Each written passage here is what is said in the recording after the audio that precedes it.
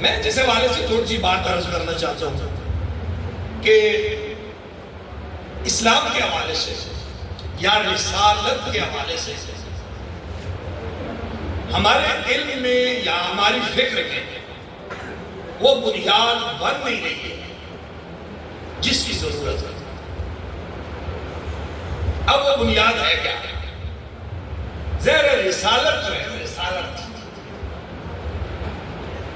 یہ منشأ ازلی یا خدا کی مرضی کی تکمیل کے لیے زمین پر اللہ رب العزت انسانیت میں سے بعض افراد کو چناؤ کرتا اور انہیں رسول بنا کر دیتا۔ وہ بطور رسول میسنجر پروفیٹ کے طور پہ تشریف لاتے ہیں، اور یہ سلیکشن آج بھی نہیں ہے، ازل سے امور کا فیصلہ اور سلیکشن ہو چکی۔ رسالت کے منصب پر فیض ہونا کوئی عبادت کا میٹر نہیں، کوئی ریاضت مجاہدے کا میٹر نہیں، کہ بندہ کوئی ریاضت کرتا ہے، مجاہدہ کرتا ہے، محنت کرتا ہے اور اس کے ریزلٹ میں اسے رسالت کے منصب عطا کیا جاتا ہے، ایسے بات نہیں۔ رسالت کا چنو الوہی فیصلہ ہے، اللہ رب العزت اس کا فیصلہ کرتا ہے۔ اللہ رب العزت نے انسانیت کی ہدایت کے لیے، رہنمائی کے لیے کم و بیش 1,24,000 پیغمبر بھیجے تھے۔ 1,24,000 پیغمبروں کو زمین پر مبعوث کرنے کے دو بڑے مقاصد۔ ایک مقصد یہ تھا کہ منشأ ازلی کی تکمیل ہو، رب کیا چاہتا تھا۔ دوسری چیز تھی اللہ انبیاء اور رسول کو اس لیے بھیجتا ہے کہ وہ جس قوم میں مبعوث کیا جا رہا ہو اس قوم کو زوال سے نکال کر وہ عروج کی طرف لے جائے۔ بہت سارے مقاصد بیان کیے جا سکتے ہیں، لیکن میں نے دو بہت ایزی اور بہت بنیادی سے اللہ رب العزت انبیاء کو کیوں مبعوث کرتا ہے؟ قوموں کو زوال سے نکالنے کے لیے، یا اللہ رب العزت کی جو منشا ہوتی ہے اس منشا کو مخلوق تک پہنچانے کے لیے۔ میں نے قرآن مجید کی متعلقہ آیت پڑھی ہے، چونکہ میرا تعلق قرآن مجید سے ہے، میں کوشش کروں گا کہ باتیں قرآن مجید ہی سے کروں۔ صبح و شام مجھے قرآن مجید پڑھانے کا اللہ موقع دیتا ہے، جس طرح شہزاد صاحب نے فرمایا کافی اباب جاتے ہیں ہمارے پاس۔ اللہ رب العزت نے فرمایا هو الذی ارسل رسولہ بالہدی، اللہ وہ ہے جس نے اپنے رسول کو بھیجا ہے ہدایت کے ساتھ، وَدِینِ الْحَقِّ، اور دین حق کے ساتھ،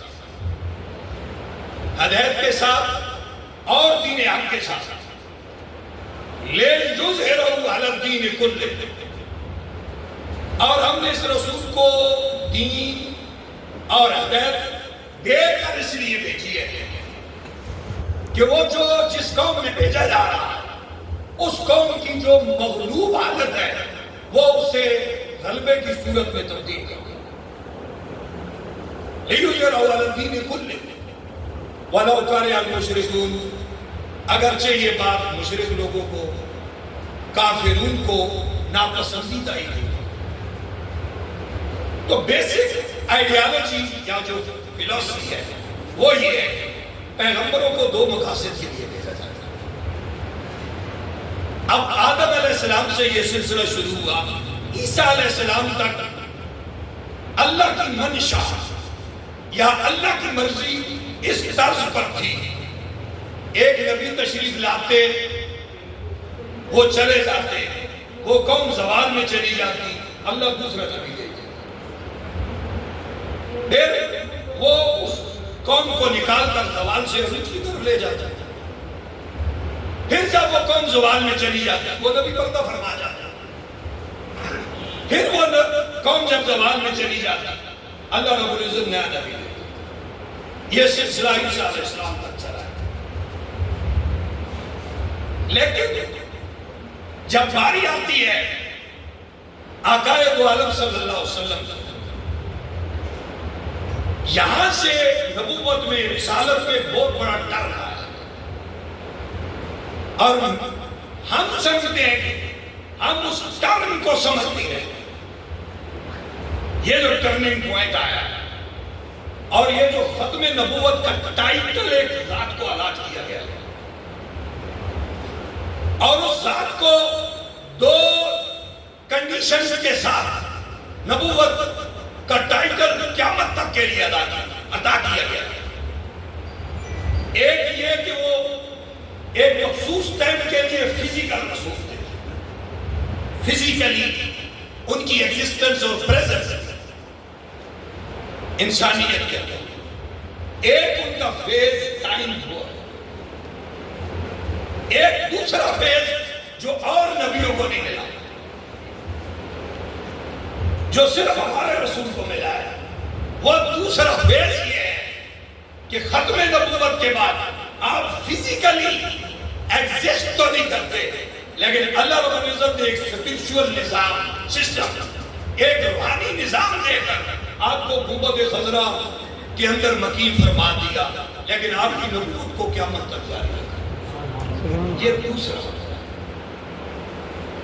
اب چونکہ یہ فیز دو ہے، فیز ایک ہے، ایک فیز ہے جو آپ فزیکلی ایگزسٹ تھے، موجود تھے، صحابہ والے بیت عظام کو وہ ایام نصیب ہوئی، آپ نے 63 برس کی حیات طیبہ گزاری، وہ حیات طیبہ گزارنے پر آپ کے فیوز و بیان، فیوز و برکات، آپ کی ذات سے ڈائریکٹ انٹریکشن ہونے کی وجہ سے ان صحابہ اکرام اور اہل بیت کو ایک خاص انداز میں قربت ملی، اس قربت کی وجہ سے ان کے عقائد میں ایک خاص تبدیلی آئی۔ صحابہ اکرام کو فزیکلی ایگزسٹنس یا پریزنس کی وجہ سے جو آپ کی ذات بابرکات اور وجود مسعود درمیان میں موجود تھا، وہ درمیان میں ہونے کی وجہ سے انہیں جو فیوزات و برکات نصیب ہوئی، انہیں جو عقائد میں پختگی ملی، انہیں جو قربانیوں کے مواقع ملے، انہیں جو ادب و احترام کے مواقع ملے، وہ بعد والوں کے لیے نہیں، ان کے لیے ہے۔ تو قرآن مجید میں یا حدیث نبوی میں آپ اگر مطالعہ کریں گے، آپ کو ان کی موجودگی، آپ صلی اللہ علیہ وسلم کی موجودگی کے صحابہ اکرام کی شخصیات پر اثرات یا اہل بیت عظام کی شخصیات پر اثرات کتنے بڑے اور وہ کن کن منازل اور مراتب تک کو پہنچے، کہ انہی صحابہ اکرام میں سے نبی صلی اللہ علیہ وسلم نے کسی کو عشرہ مبشرہ کا ٹائٹل سے نواز دیا۔ یہ 10 جن کا میں اعلان کر کے جا رہا ہوں، یہ 10 جنت میں جائے گا۔ کسی کو رسول پاک صلی اللہ علیہ وسلم نے فرما دیا، یہ جو میرے کندھوں پر سواریاں کرنے والے ہیں، یہ جنت کے سردار ہوں گے، امام حسن اور امام حسین۔ کسی کو رسول اللہ نے اتنا نوازا کہ سیدہ کائنات کے بارے میں فرمایا کہ سیدہ کائنات جنتی عورتوں کی سردار ہوں، سلام اللہ علیہ۔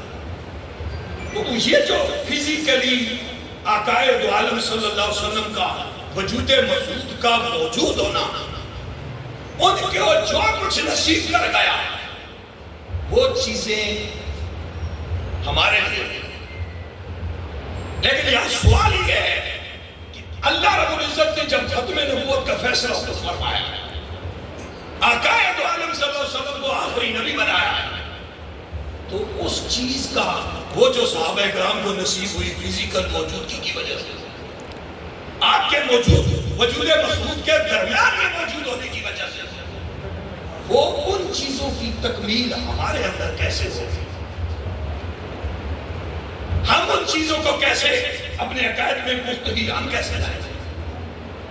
اپنے عقیدت و احترام کے پہلوؤں کو ہم اپنے عقیدے میں، اپنی سوچ میں، اپنے افکار میں، آج تو ہمیں فزیکل ایگزسٹنس یا فزیکل پریزنس رسالت مآب کی نئی نصیب ہے، لیکن یہ خاتم النبیین کا ٹائٹل دے دیا گیا ہے، اور قیامت تک کے لیے نبوت ہے.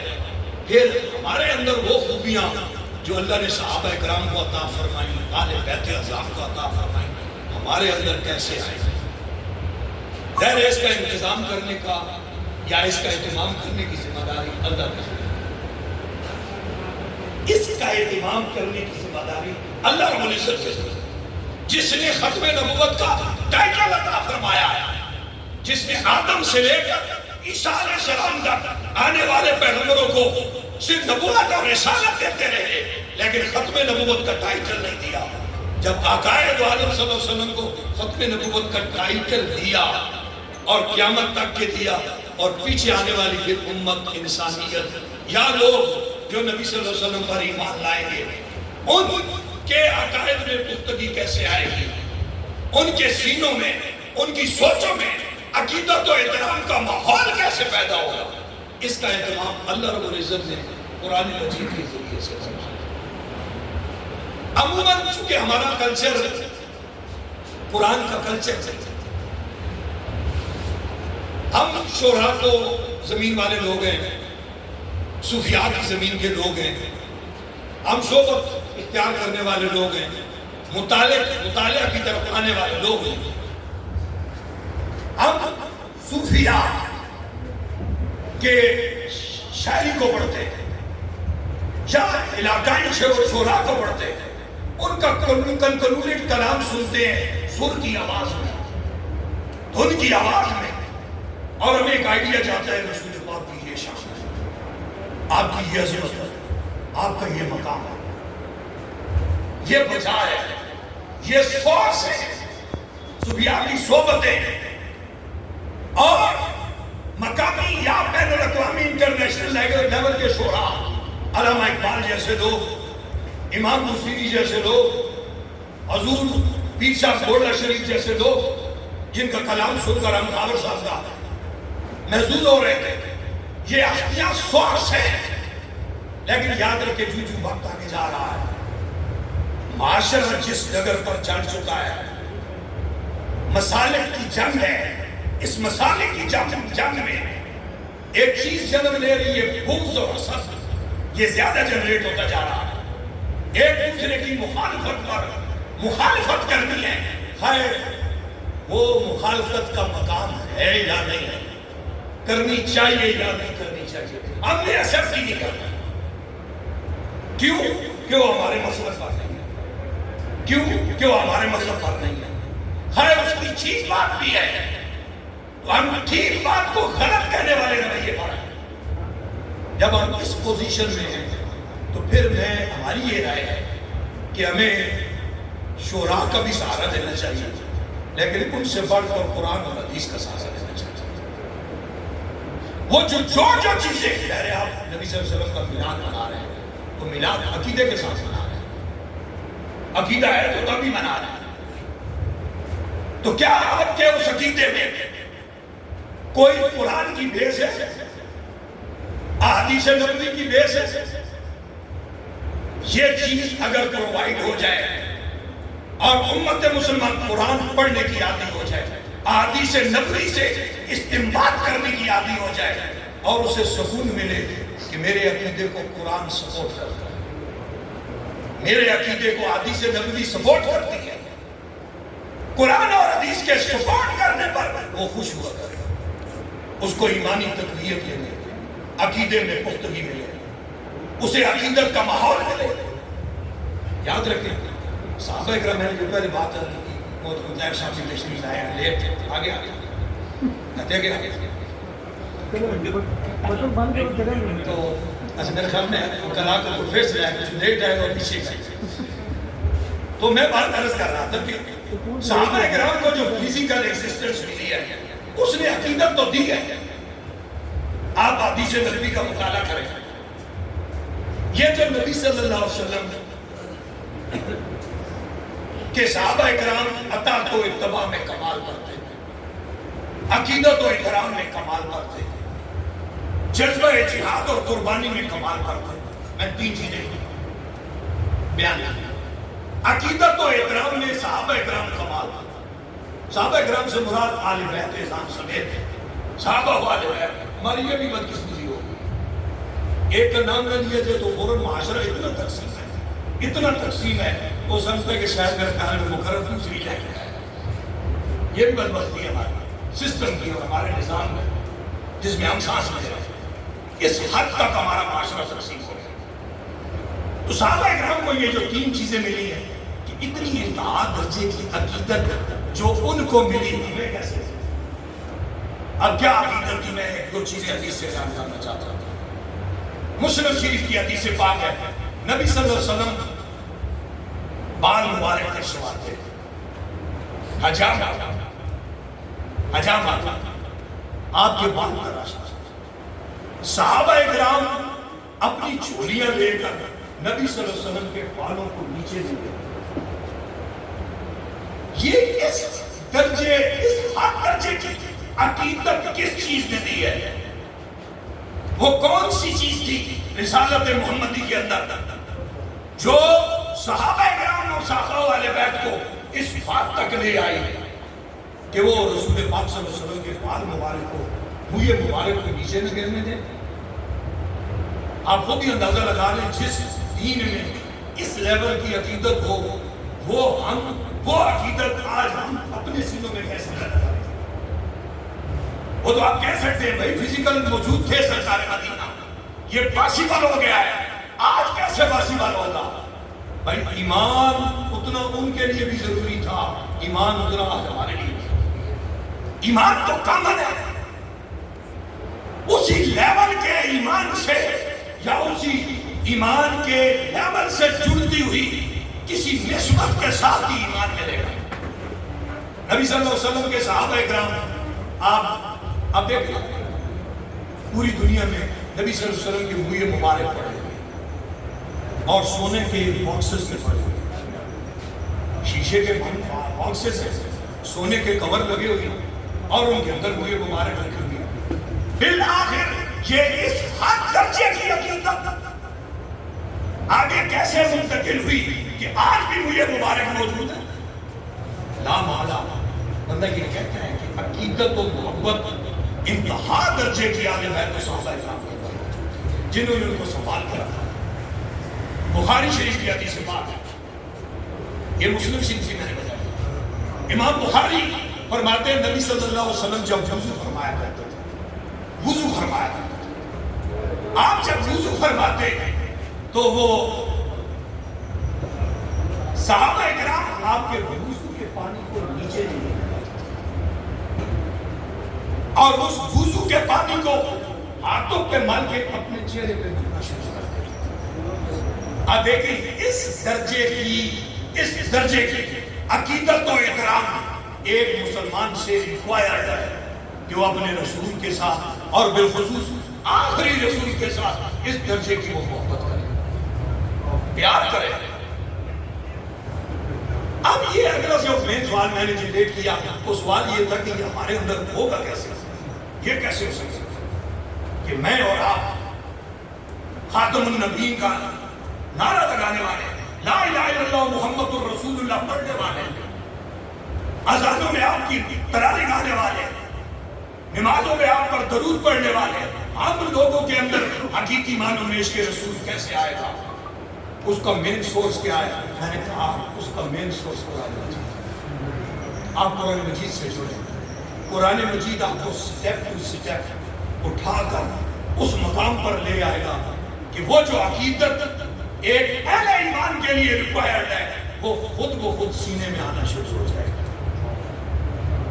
وہ عقیدت آنا شروع ہو جائے گا، وہ اطاعت اور اتباع کا جذبہ آنا شروع ہو جائے گا، وہ غلبہ دین حق کے لیے ریکوائرڈ قربانی کا جذبہ اللہ خود پیدا کرتا ہے. لیکن شرط یہ ہے کہ وہ جو مین سورس اللہ نے دیا ہے قرآن مجید اس کے ساتھ جڑے اور اسے گہرائی سے سمجھے. ہمارا رسمی سزا ہے، رسمی سزا اور بہت ہی رسمی سزا، بہت ہی رسمی سزا. یاد رکھیں رسمی تعلق سے کبھی نتائج نہیں آتا. اور بالخصوص جب خاتم النبیین کے ٹائٹل کا عنوان رکھنے والی امت ہو اور اس میں دوبارہ کسی نبی نے ایگزسٹ بھی نہ کرنا ہو، لیڈ بھی نہ کرنا ہو، اور اسے زوال سے نکالنے کے لیے فزیکلی آنا بھی نہ ہو. اس کے ماننے والوں کو عقیدے میں، عمل میں، فکر میں، نظریے میں کتنا پختہ ہونا چاہیے. آپ آلریڈی دانشور کہتے ہو گئے، میں نے اشارہ کیا میں اور آپ کو کس حد تک کا مضبوط عقیدے کا بندہ ہونا چاہیے، تب جا کر ہم امت مسلمان کی نمائندگی کر سکتے ہیں، تب جا کر ہم اسلام کو آگے پروموٹ کر سکتے ہیں، یا کسی سٹیج پر کھڑے ہو کر ہم اسلام کا نام لے سکتے ہیں. اگر وہ چیز ہمیں نصیب نہ ہو، نہ ملے، تو یقین کریں بس سوائے اس کے کہ میں بس نبی صلی اللہ علیہ وسلم کا دیوانہ ہوں، میں نبی صلی اللہ علیہ وسلم سے عشق رکھتا ہوں، میں نبی صلی اللہ علیہ وسلم سے محبت رکھتا ہوں. بھائی تیرے عشق کا کوئی معیار ہوگا، تیرے محبت کا کوئی معیار ہوگا، تیرے اندر فکری پختگی کو چیک کیا جائے گا، تیرے اندر عقیدت و احترام کو چیک کیا جائے گا، تیرے اندر اسلام کے لیے، دین کے لیے، عقائد و جہاں کی محبت کے لیے قربانی کے جذبے کو چیک کیا جائے گا. یہ الگ بات ہے، ہم بڑے آسانی کے ساتھ کہہ دیتے ہیں وہ بڑے مہربان ہیں، وہ ہمیں جنت میں لے جائیں گے. بھائی یہ باتیں انٹلیکچوئلز کے لیے نہیں ہوتی.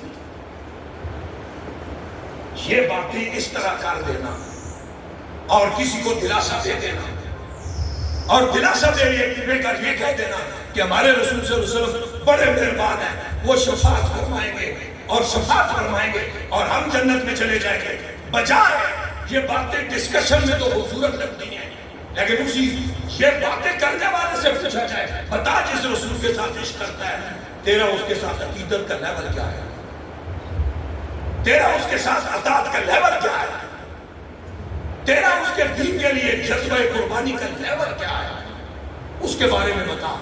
تو بندہ کہے نہیں بس میں تو بڑا دانش مجھ سے آدمی میں کیا کر سکتا، اور بندہ یہ عقیدے بنا لے اور کوئی بڑا کام نہ کرے، اپنی سیرت میں چینج نہ لائے، اپنی افکار میں چینج نہ لائے، اپنے لیے کوئی لایا عمل نہ بنائے، اپنے لیے کوئی ویژن نہ بنائے، اپنے لیے کوئی ہدف کا تقرر نہ کرے، کسی ٹارگٹ پر محنت نہ کرے امت کے حالات کو بدلنے کے لیے اور خاتم النبیین کا لقب پانے والی امت کی صورت کو چینج کرنے کے لیے کوئی اس کی کنٹریبیوشن ہی نہ ہو، اور پھر وہ کہے نہیں جنت کا میں وارث ہوں. یہ چیزیں کیا ہیں؟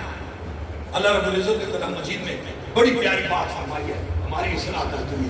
اللہ پاک نے فرمایا ام حسبتم ان تدخلوا الجنۃ،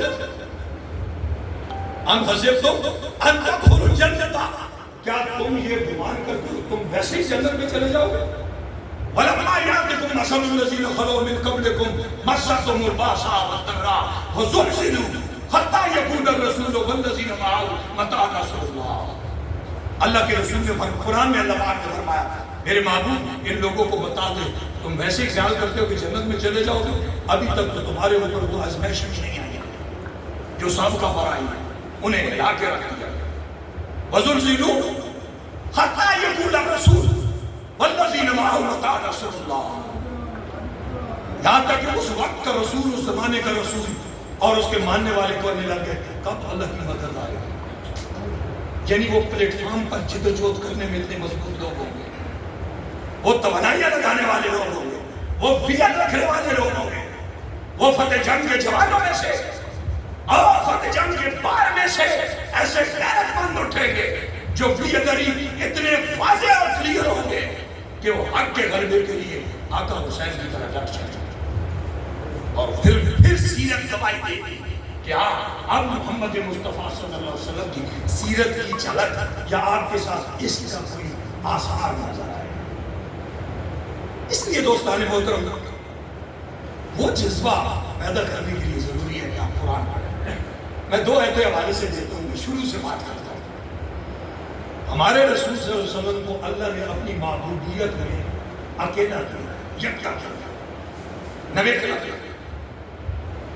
وہ اللہ کے اتنے پیارے محبوب ہیں کہ اللہ رب العزت نے شروع دن سے جب دنیا بنی نہیں تھی، دنیا عالم ارواح میں تھی، روحیں تھی، اللہ رب العزت نے اس وقت سے ہمارے رسول کو نویکلا کیا، یکتا کیا.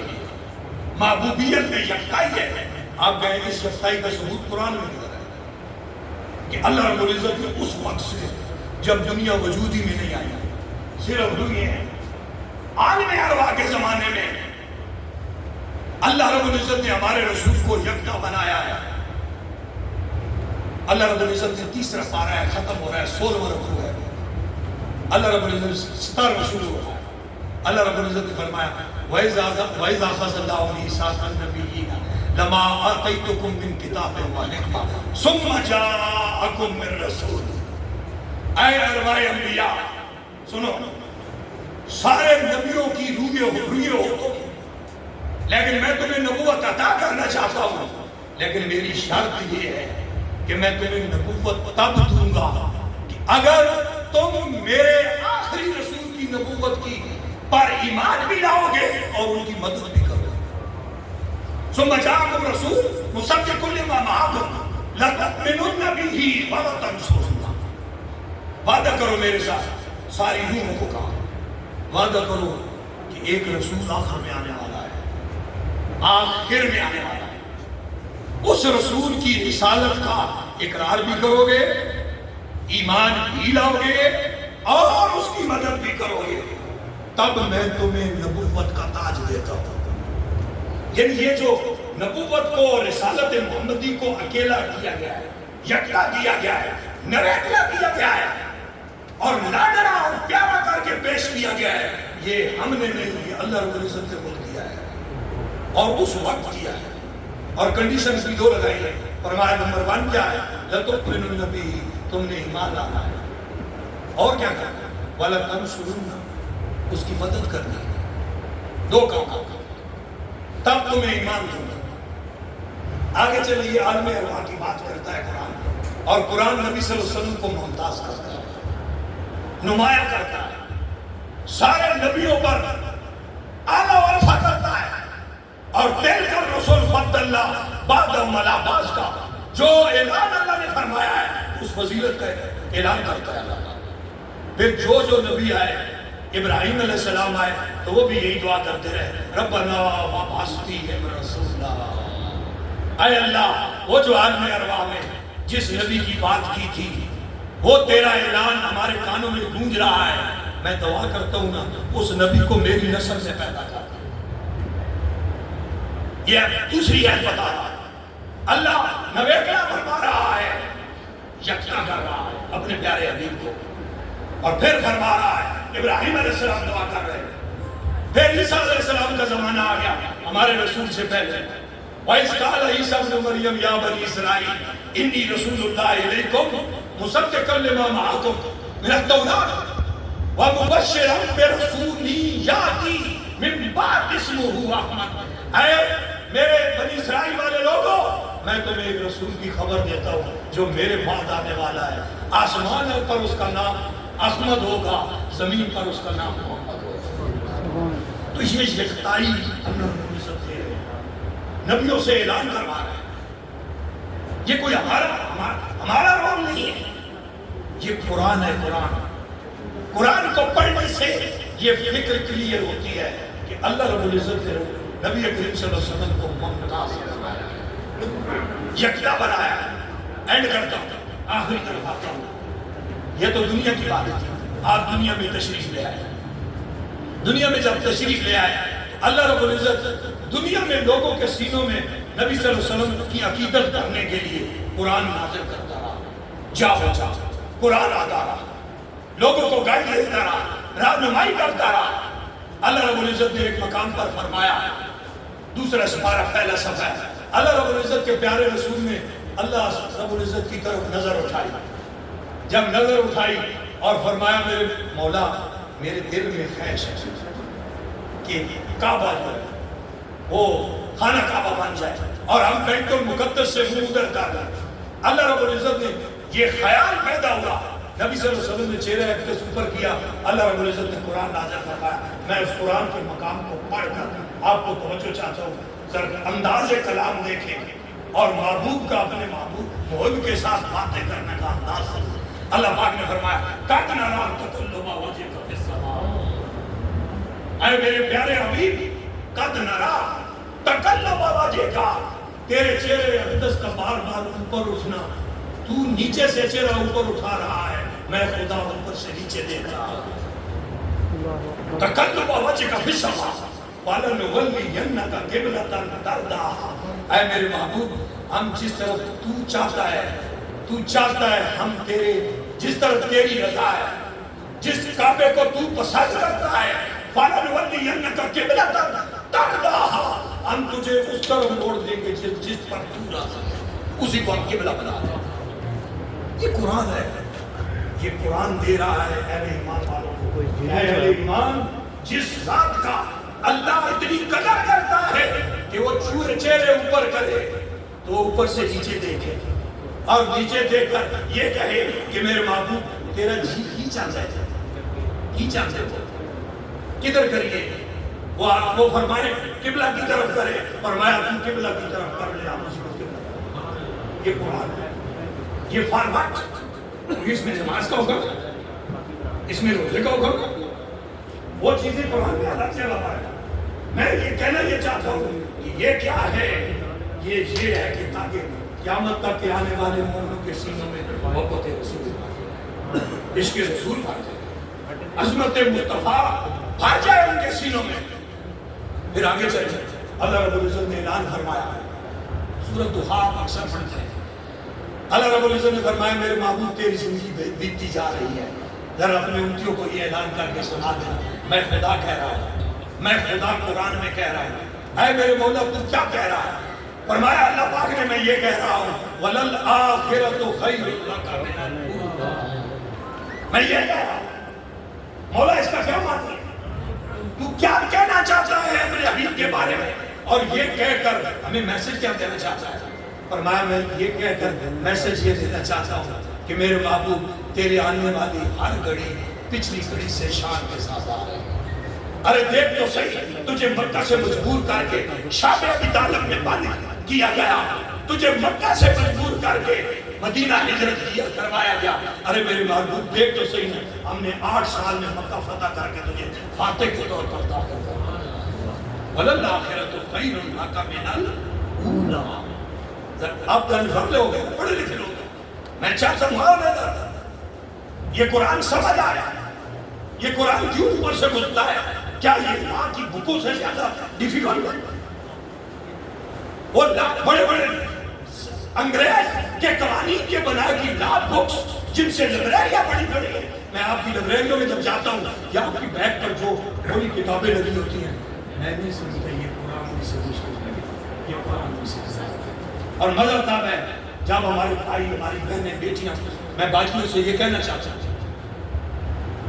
ساری باجیوں سے میری طرف سے تھوڑی میری بات سنو۔ میرے پاس میں صبح سے لے کر رات تک قرآن پڑھاتا ہوں، اور نیئر اباؤٹ 900 خواتین میرے پاس قرآن پڑھتی ہیں، 900 ترجمہ قرآن پڑھتی ہیں۔ اس لیے میں آپ سے مخاطب ہوں، یعنی صرف میرے مخاطب یہ نہیں، اب آپ میرے لے فیمیل باجیاں بھی ہیں، بہنیں بھی ہیں، بیٹیاں بھی ہیں۔ اس لیے اپنے آپ کو احساس کرو کہ اگر مولوی قاری جس کو بلاتے ہو، جس کو عقیدت احترام کرتے ہو، جس کو پیسے دیتے ہو، جس کے لیے اسٹینڈ اپ کرتے ہو، وہ قرآن کی آیت پڑھے تو سمجھ تو آئے نا کیا وَلَلْآخِرَةُ خَيْرٌ لَكَ مِنَ الْأُولَىٰ۔ اے میرے محبوب تیرے آنے والی ہر گھڑی پچھلی گھڑی سے شان کے ساتھ آئے گی، پچھلی گھڑی سے شان کے ساتھ آئے گی۔ پھر آگے کیا فرمایا اللہ پاک نے اہل ایمان کے سینوں میں عقیدت اور محبت مصطفیٰ بھرنے کے لیے؟ پھر فرمایا اے میرے محبوب ان کو بتانا، اپنے نوکریوں کو بتا جن کو میں نے فزیکل پریزنس سے تو معلوم کیا ہے کہ تو ان کے اندر فزیکلی موجود نہیں ہے جس طرح صحابہ و اہل بیت کے زمانے میں تھا، لیکن ان کو بتا کہ قرآن تمہارے عقیدے کو پختہ کر رہا ہے، تمام کے تمہارے سینوں میں عشق رسول بھر جائے۔ کیسے؟ فرمایا وَلَسَوْفَ يُعْطِيكَ رَبُّكَ فَتَرْضَىٰ۔ اے میرے محبوب ذرا اعلان کر، کیا اے اللہ تو کیا اعلان کروانا چاہتا ہے؟ کیا چاہتا ہے تو؟ فرمایا میں رب چاہتا ہوں کہ میرے محبوب کے ماننے والے خاتم النبیین کے ٹائٹل کے علمبردار لوگ یہ سمجھ جائیں کہ میں اپنے رسول کو اتنا دوں گا، اتنا دوں گا، اتنا دوں گا۔ وَلَسَوْفَ يُعْطِيكَ ربک فترضی، اے میرے حبیب میں تجھے اتنا عطا کروں گا کہ تو راضی ہو جائے۔ یہ کون قرآن کہہ رہا ہے؟ کس لیے؟ اس کے رسول صلی اللہ علیہ وسلم سینوں میں محبت مصطفیٰ کا فراغ پیدا کرنے کے لیے۔ اور قربان میں آخری بات کہنا چاہتا ہوں، اینڈ کرنے کے لیے قربان جاؤں، اللہ رب العزت نے بات ادھوری نہیں چھوڑی۔ ہم نے قرآن کو ردم میں پڑھا نہیں۔ بدقسمتی یہ ہے کہ ہمارا معاشرہ پھر کمالیت کی پیٹ چڑھ گیا ہے۔ یہاں سنی، شیعہ، وہابی، دیوبندی، بریلوی مدرسوں میں پیدا کیے جاتے ہیں۔ اگر میں اللہ توفیق دے اور ہم محمد مصطفیٰ کے نام کے مسلمان پیدا کرنا شروع کرتے ہیں اور ہم پورا قرآن پڑھیں، ہرگز آدھا قرآن نہ پڑھیں۔ یہ جو امت میں اللہ رب العزت نے کلام میں فرمایا ہے الذین جعلوا القرآن عضین، وہ لوگ جو قرآن کو پارا پارا کرتے ہیں۔ پارا پارا کیا؟ پارا پارا یہ ہوتا ہے ہر مسلک اپنے مرضی کا قرآن لے لیتا ہے، اپنے اسٹوڈنٹس کو وہی پڑھاتا ہے، اور ان کی دیواروں پر وہی لکھا ہوتا ہے، ان کی مسجدوں میں وہی لکھا ہوتا ہے، ان کی امام برگاہوں میں وہی لکھا ہوتا ہے، ان کے درباروں میں وہی لکھا ہوتا ہے جو ان کے مسلک کو سوٹ کرتا ہے۔ اور جو اینٹی مسلک چاہتا ہے نہ وہ بیان کرتے ہیں نہ سناتے ہیں، جس سے امت کا وجود بننا ہے۔ اس لیے میں منہاج القرآن کی طرف سے ڈاکٹر طاہر القادری کا نمائندہ یہ اعلان کر رہا ہوں اور آپ کو دعوت دینا چاہتا ہوں، میں پارا پارا کرنے والا نہیں، ہم پورا پورا کرنے والے ہیں۔ ہم قرآن کو پورا پورا کرتے ہیں۔ آپ آج آخری بات کہنا چاہتا ہوں، اللہ پاک نے بات ادھوری نہیں چھوڑی۔ محترم ابھی منور صاحب بزرگ موجود ہیں، ہم نے زندگی گزاری ہے، ہمارا بچپن یہاں کا ہے، ہم نے شہر کا ہے، ہم نے نصیب رکھ یہاں پہ ہوئی۔ اب 56 سال میں انتظار چلتا ہے۔ یہ کثرت سے جوان کوئی ہمارے شاگرد ہیں، کوئی ہمارے اس ایج کے ہیں، کوئی فیلوز ہیں، سب کو میں جانتا ہوں، یہ ہمیں بھی جانتے ہیں۔ آخری بات کہنا چاہتا ہوں، اللہ نے بات ادھوری نہیں چھوڑی۔ اللہ رب العزت نے اپنے پیارے حبیب کا مقام، عظمت لوگوں کے سینوں میں بھرنے کے لیے کمال کا اعلان کیا، کمال کا اعلان کیا۔ آخری حوالہ 15 سے 12 8واں رکوع، اللہ رب العزت نے فرمایا اقم الصلاۃ لدلوک الشمس اذا غسق الليل وقرآن الفجر ان قرآن الفجر کان مشہودا ومن الليل فتہجد۔ اے میرے محبوب، جب رات آ جایا کرے تو تہجد کو کھڑا ہو جایا کر، ومن الليل فتہجد بہ نافلۃ لک، یہ نفل نماز فقط تیرے لیے رکھی ہے کہ دن میں تیرے بڑے کام ہوتے ہیں، تو لوگوں کے ساتھ انٹریکشن کرتا ہے، مسائل ان کے سنتا ہے، حل کرتا ہے، شاید کہ اکیلے میں بات ٹائم نہ ملے، اس لیے تیرے ساتھ ملاقات کے لیے خاص ٹائم رکھ رہے ہیں، اور وہ خاص ٹائم کون سا ہے؟ رات کا ٹائم۔ فتہجد بہ نافلۃ لک، اے میرے حبیب تہجد کے وقت اٹھا کر میرے ساتھ باتیں کیا کر، اور میں تجھے انجام تک پہنچانا چاہتا ہوں، اور میں دنیا کو بھی انجام تک پہنچانا چاہتا ہوں، اور میں دنیا کا انجام ایسے کرنا چاہتا ہوں کہ دنیا دیکھے کہ مصطفیٰ کریم کی شان کیا ہے۔ میں انجام اس میں کرنا چاہتا ہوں۔ فرمایا مولا عرض کی، مولا کس پہ کرنا چاہتا ہے؟ کیا ہوگا دنیا کا انجام؟ اینڈ کس بات پر ہوگا؟ فرمایا فتہجد بہ نافلۃ لک عسیٰ، سنیں میرے بیٹیاں باجیاں ساریاں سنیں، عسیٰ ممکن ہے ان یبعثک کہ تجھے مبعوث کرے ربو کا، تیرا رب مقام محمودا، مقام محمود پر فیض کر دے۔ ارے وہ عالم ارواح سے چلنے والی کہانی، عالم ارواح سے چلنے والی کہانی، عظمت مصطفیٰ کی، رفعت مصطفیٰ کی، وہ چلتے چلتے معاشر کے میدان میں جب محشر کا میدان لگے گا، اور اس لگتے ہوئے محشر کے میدان میں 1-2 کرسیاں لگیں گی، جس طرح آپ نے کرسیاں لگائی ہوئی ہیں، گیسٹس کے انتظار کیے جا رہے ہوں گے، انبیاء بھی گیسٹ کا انتظار کر رہے ہوں گے، انبیاء کی ان کے بھی گیسٹ کا انتظار کر رہی ہوں گی، سارے گیسٹ کا انتظار کر رہے ہوں گے۔ اللہ کی کرسی کے ساتھ ایک اور بندے کی کرسی لگے گی، ایک ذات کی کرسی لگی جائے گی، اور وہ جو ذات کی کرسی لگائی جائے گی، لوگ علماء نے فرمایا ہے کہ یہ مقام محمود سے مراد یہ ہے کہ قیامت کے دن اللہ کی کرسی کے ساتھ محمد مصطفیٰ کی کرسی، این یبعثک ربک مقاما محمودا۔ یہ قرآن ہے، میں قرآن سنا رہا ہوں۔ اور اسی کی دعوت دے رہا ہوں۔ اے شہر کے انٹلیکچوئل لوگوں، تمہارے ہاتھ میں امت کی تقدیر کا طالبان تمہارے ہاتھ میں ہے۔ تمہارے رول کے مؤثر ہونے میں قوموں کی تقدیریں بدلتی ہیں، ہمیں پتہ ہے۔ اور یقین کریں گے شہزاد بھائی اور یوتیر صاحب، عبد الرحمان صاحب دیگر، یہ جب قرآن مجھ سے پڑھتے ہیں، میں جب بھی قرآن پڑھاتا ہوں تو میں سب سے مشکل آیت اگر کسی کو سمجھتا ہوں قرآن کی آیت میں سب سے مشکل آیت وہ آپ کے شعبے کی ہے۔ سب سے مشکل شعبہ ہے وہ کون سا شعبہ ہے؟ جس شعبے میں ہم نے بندوں کو اس حد تک تیار کرنا ہے، ہم نے، مولویوں نے، پیروں نے، علماء نے، سکالرز نے قوم کو اس حد تک تیار کرنا ہے کہ اگر کوئی مجرم جرم کمٹ کر کے آ جائے تو جج کے سامنے کہہ دے میں جرم کر کے آیا۔ یہ سب سے مشکل ہے، یہ سب سے مشکل ہے۔ اور فرمایا مومن کی نشانی یہ ہے کہ وہ اپنے جرم کو تسلیم کرے، اپنے آپ اپنے خلاف گواہی دینا۔ قرآن مجید میں اللہ پاک نے فرمایا ایمان والے وہ ہیں کہ وہ حق کے قید کرنے کے لیے اپنے خلاف گواہی دے دیتے ہیں، اپنے والدین کے خلاف، اپنی فیملی کے خلاف، بھائیوں کے خلاف، اپنے قریبیوں کے خلاف، بڑے کے خلاف، چھوٹے کے خلاف۔ اگر ان کے پاس کوئی حق گواہی ہے، حق گواہی ہے، وہ ڈرتے نہیں ہیں، گواہی دے دیتے ہیں۔ میں سمجھتا ہوں نماز پڑھنا آسان ہے، روزہ رکھنا آسان ہے، زکوٰۃ دینا آسان ہے، حج کرنا آسان ہے، لیکن اپنے خلاف گواہی دے دینا، اپنے باپ کے خلاف حق کے لیے گواہی دے دینا، اپنے بیٹے کے خلاف حق کے قیام کے لیے گواہی دے دینا، یہ بڑا مشکل ہے۔ اور میں یقین کریں، میں جب یہ قرآن پڑھتا ہوں اس 5ویں سپارے کو سنو، آپ پڑھ جا کے سیسا میں ساری واجبیں بیٹھی ہوں اور میں بچوں کو بتاتا ہوں کہ اگر مجھے قرآن میں سب سے مشکل آیت لگی ہے تو یہ بہت مشکل۔ تو میں اینڈ اس کے بعد میں کہہ رہا تھا کہ ہمارے حبیب صلی اللہ علیہ وسلم کا اللہ پاک شان کیوں بنا رہا ہے؟ کیونکہ وہ نظارے دکھانا چاہتا ہے، اور وہ نظارہ کیا ہے کہ کرسی لگائی جائے خدا کی کرسی کے ساتھ، اور اس کی کے ساتھ محمد مصطفیٰ کی کرسی ہو، اور محمد مصطفیٰ صلی اللہ علیہ وآلہ وسلم پھر جب کرسی پہ بیٹھنے کا کہا جائے تو وہ کرسی پہ نہ بیٹھے، سجدے میں گر جائے، سجدے میں گر جائے، اور پھر جب سجدے کے اٹھانے کا کہا جائے اے میرے معبود ارفع راسک، اے میرے معبود ذرا سر اٹھا، سر سوال کر تو دے، تو کیا چاہتا ہے؟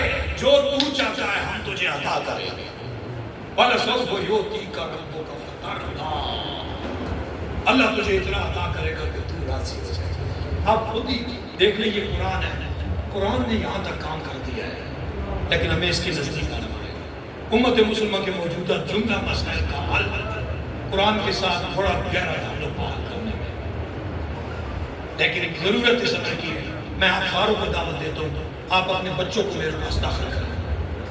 آپ کا بچہ اگر چھٹی میں پڑھتا ہے، آن لائن گھر بٹھائے، والدہ پاس بیٹھی ہو، والد پاس بیٹھا ہو، اس کی بیٹیاں بیٹے پاس بیٹھے ہو، 1 سال میرے پاس اللہ کی مدد سے آن لائن قرآن پڑھیں، سال کے بعد آپ سادے قرآن سے پورے قرآن کا ترجمہ کریں گے، آپ کے بچے بھی کریں گے، بچیاں بھی کریں گے، سارے کریں گے، اور آپ حیران رہ جائیں گے کہ اللہ نے یہ میرے بیٹے کو اور میری بیٹی کو یہ نعمت دے دی۔ لیکن قدم اٹھانا پڑے گا۔ بہت سارے احباب جائن کرتے ہیں، استقامت دکھانے کی ضرورت ہوتی ہے، بیٹھ کر تو ٹینشن کرے، لیکن میں موضوع چاہتا تھا کہ موضوع مکمل ہو جائے۔ اللہ پاک مجھے اور سب کو دین حق کا فہم، قلب اسلام کی سوچ، اور فتح جنگ شہر میں کوئی فکری ماحول پیدا کر کے جوانوں کو ایک پلیٹ فارم دے کر امت کی سربلندی کے لیے جدوجہد کرنے کی توفیق عطا فرمائے۔ ماشاء اللہ۔